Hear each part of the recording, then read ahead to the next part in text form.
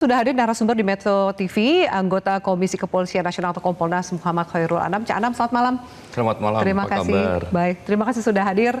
Kami juga hadirkan ada mantan Kabar Eskrim, periode Kabar Eskrim periode 2008-2009, Pak Susno Duaji. Selamat malam, Pak Susno. Selamat malam, Mbak Fiani. Selamat malam, pemirsa. Terima kasih sudah hadir, Pak Susno. Dan kemudian kami juga hadirkan seorang kriminolog, Luki Nur Hadianto. Mas Luki, selamat malam. Malam, Mbak Vi. Saya akan tanya lebih jauh. Pertama adalah ke Cak Anam yang hari ini Kompolnas diajak untuk ikut gelar perkara di Polda Metro Jaya.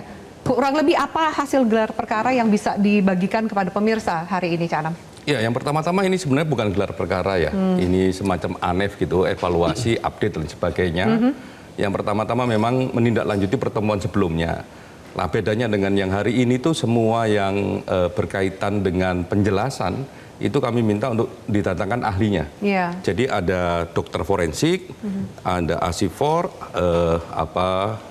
psikolog forensik, ada digital forensik, ada teman-teman dari Inden, identifikasi gitu ya. Semuanya datang di situ.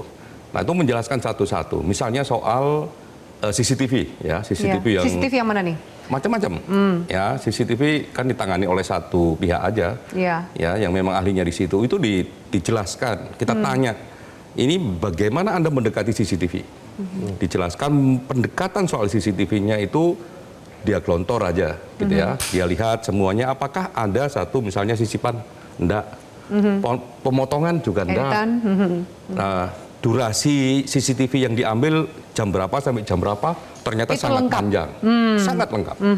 Digital juga begitu. Digital itu kalian ambil, kalian rekan-rekan kepolisian ambil itu dari mana saja, ya, dari laptopnya ada berapa? Ada 2. Dari HP yang mana? HP yang dulu pernah dipakai, kan HP yang dipakai di terakhir belum sampai saat ini juga belum ketemu. Dan itu juga kami tanya, penjelasan belum ketemu juga kami tanya pendekatannya bagaimana, caranya bagaimana.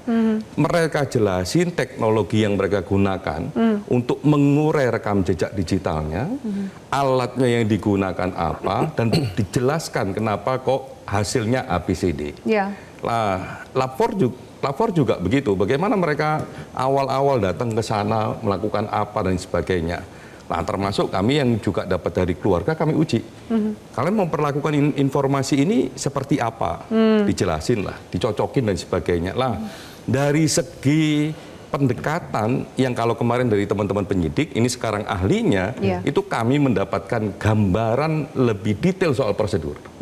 Ya, kalau sementara ini misalnya banyak orang, ini kan CCTV dipotong-potong. Ada durasi yang loncat yang beredar di publik. Ada durasi yang loncat, iya, karena memang durasinya enggak di publik itu enggak digelontori dari ujung sepanjang ke ujung, itu. misalnya. Bisa seminggu itu. Itu satu. Yang kedua, kok ada CCTV yang spotnya berbeda? Beda, betul. Ini kosan ya? Salah satunya ada di kosan ya? Kalau yang spot berbeda itu di kosan. Iya, itu nah, di kosan itu karena memang ada komunikasi antara istri sama pemilik kos, dibantu sama penjaga kos agar waktu membuka itu CCTV-nya spotnya dirubah. Jadi itu dirubah dengan jarak jauh, mungkin dengan api atau apa begitu, sehingga lebih jelas.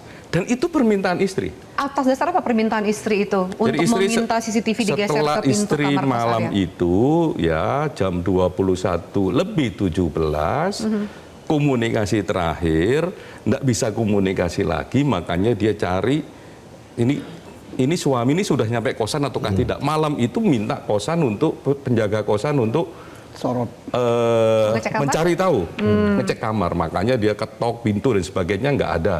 Akhirnya pagi diulang lagi, termasuk di pagi itu komunikasi dengan pemilik kosan untuk merubah spot itu. Angle CCTV. Dan itu ada rekam jejak WA-nya. Jadi tadi itu kita juga minta ini gimana cara menjelaskan biar clear. Jadi jam CCTV dengan jam WA, konteks WA, konteks kesaksian jadiin satu. Dan itu connect. Dan itu konsisten? Konsisten, connect. Substansinya juga connect lah. Oleh karenanya kami bilang, sebagai satu prosedur, dijalankan oleh Polda Metro, oke. Sebagai satu substansinya juga kredibel. Termasuk yang di rooftop, misalnya, ini ngomong CCTV. Di rooftop itu kan cuma sepotong itu aja. Kami dijelasin, ini kenapa kok cuma sepotong? Oh enggak, nah CCTV-nya itu gerak-gerak begini memang. CCTV bergerak mengikuti aktivitas. Enggak. itu otomatis saja dia.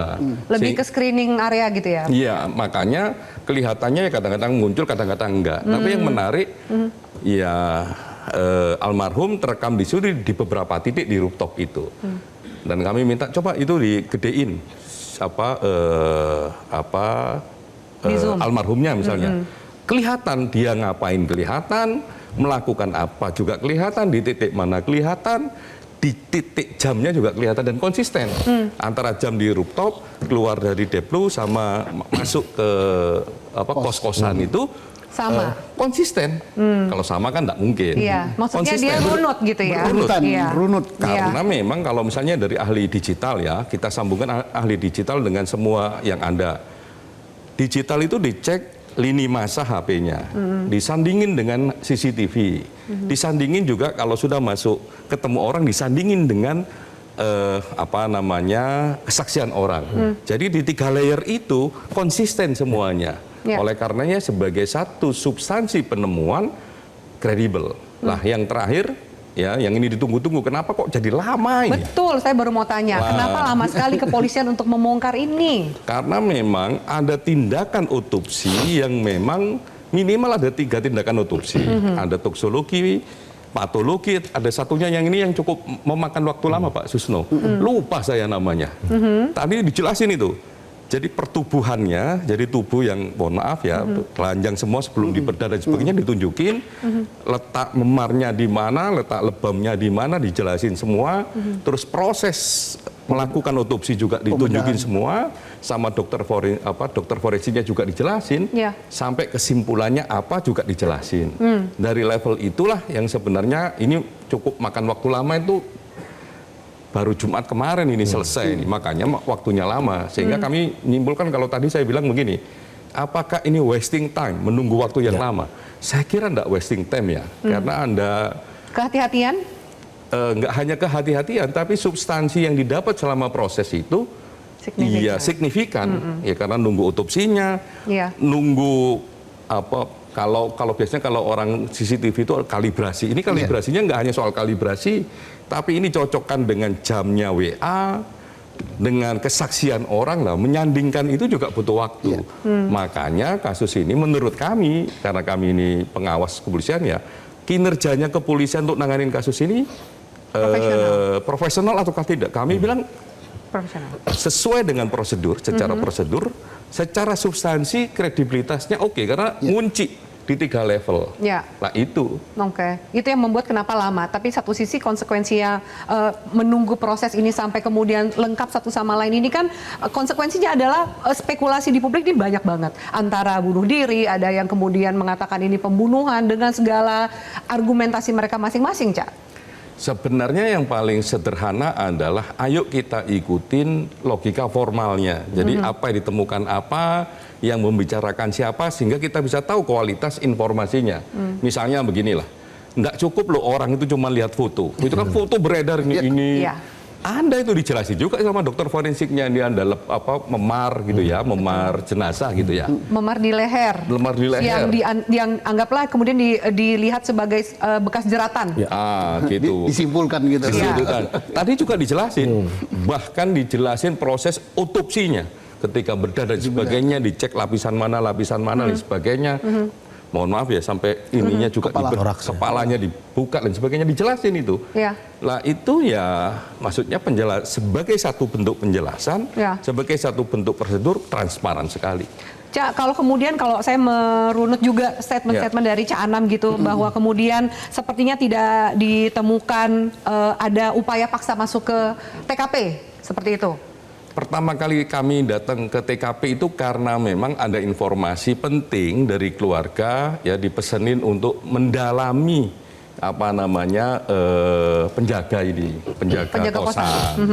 Ya sebenarnya kan kami juga langsung bisa datang ke polisi minta apa yang terjadi, karena ada pesan dari keluarga kayak gitu, makanya kami datang ke TKP untuk ngecek sebenarnya apa yang diomongkan oleh penjaga kosan dan bagaimana cara dia membuka pintu dan sebagainya, posisi kunci dan sebagainya, posisi plafon, terus suasana malam itu kebetulan karena waktu itu rame, ada penghuni yang masih ada di situ, penghuni keluar dari kamar, kita tanya, ini suasana malamnya gimana? Hening. Ada sesuatu yang mencurigakan? Enggak. Ada, kok kamu yakin nggak ada sesuatu yang mencurigakan? Enggak ada, wong kalau di situ ada tikus Loncat gitu ya. loncat di dapur aja dia dengar. Ketahuan. Nah itu enggak, itu hening. Saya tanya, kamu tidur jam berapa? Jam 1. Kurang lebih jam 1.